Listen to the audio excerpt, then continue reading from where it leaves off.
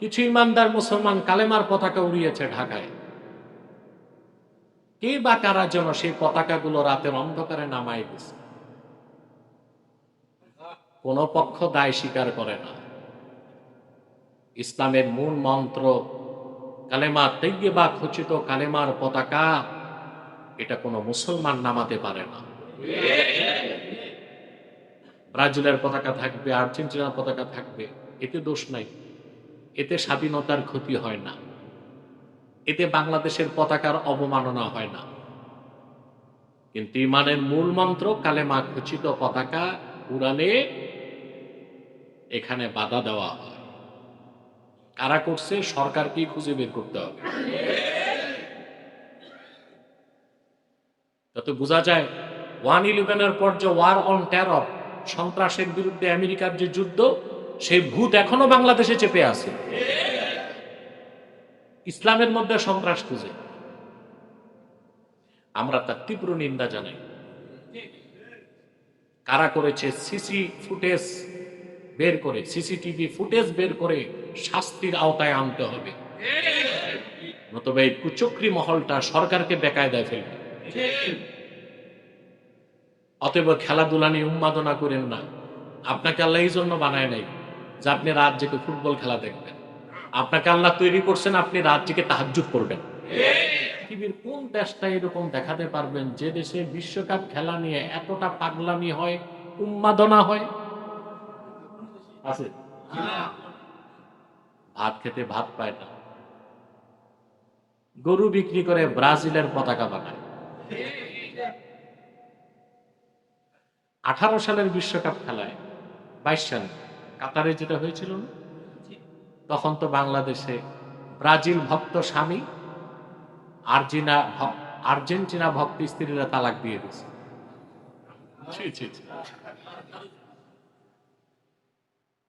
এত উন্মাদনা। বিভিন্ন তোরণে, বিল্ডিং এ, গাছের মাথায় ব্রাজিল আর্জেন্টিনার পতাকা ছেয়ে গেছে বাংলাদেশ। তোমরা এই খেলা বুঝলা, ঘোড়ার ডিম, একবারও তো বিশ্বকাপে যেতে পারলা না। এত উন্মাদনা কেন? শরীর চর্চা বিনোদনের জন্য শরীয়তের শর্ত রক্ষা করে খেলাধুলা করা জায়েজ আছে, কিন্তু সেটা উন্মাদনায় পরিণত হতে পারবে না, সেটার সাথে জুয়া থাকতে পারবে না, সেটার সাথে বেহায়াপনা থাকতে পারবে না। পারবে? বড় দুঃখ পেলাম।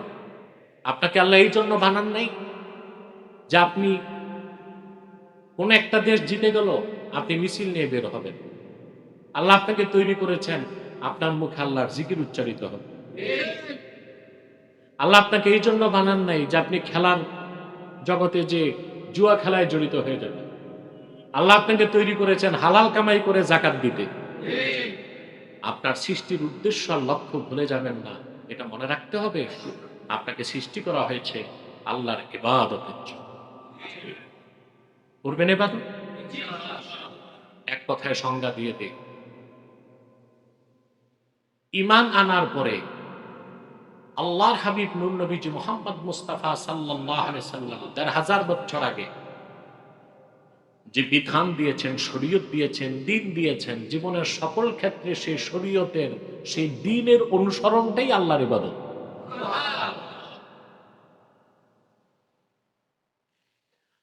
মুহাক্কিকগণ এই ইবাদতকে আবার কিছু ভাগ করছেন। ইবাদতের ধরন আছে। কি আছে? একটা হচ্ছে ইবাদতুল আবিদ। ইবাদতুল আবিদ, এটা হচ্ছে শ্রমিকের ইবাদত, গোলামের ইবাদত। অর্থাৎ আল্লাহর বান্দা আল্লাহর ইবাদত করবে জান্নাতের প্রত্যাশায় না, ইবাদত করবে এই জন্য আল্লাহকে পাওয়ার জন্য। সুবহানাল্লাহ। এটা হচ্ছে ইবাদতুল আবিদ, গোলামের ইবাদত। আমরা আল্লাহর গোলাম। উনি বেহেশত দিবেন কিনা জানি না, কিন্তু উনি সৃষ্টি করছেন ওনার গোলামি করতে, সেই জন্য ইবাদত করি। এটা হচ্ছে ইবাদতুল আবিদ। রাসূলুল্লাহ সাল্লাল্লাহু আলাইহি ওয়াসাল্লামের সাহাবীগণের মধ্যে জারিরুল কাদার অনেক সাহাবী ছিলেন, যারা শুধুমাত্র ইবাদত করতেন আল্লাহ তার হাবিবের নৈকট্য লাভ করতে।